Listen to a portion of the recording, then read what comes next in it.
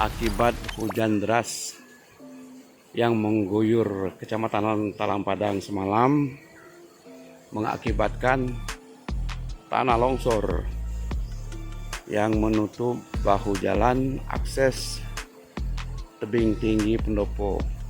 Longsor terjadi di 4 lawang di ruas jalan utama yang menghubungkan Kecamatan Talang Padang dan Kecamatan Tebing Tinggi, Sabtu, tanggal 21 Agustus tahun 2021.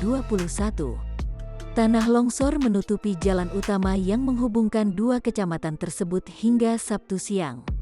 Lokasi longsor berada di Desa Remantai, Kecamatan Talang Padang.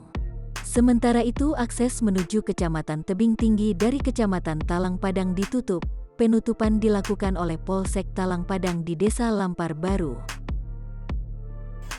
Lokasi kejadian di Desa Remantai, Kecamatan Talang Padang, Kabupaten Parlawang. Tanah longsor diperkirakan terjadi sekitar pukul 3 menjelang subuh.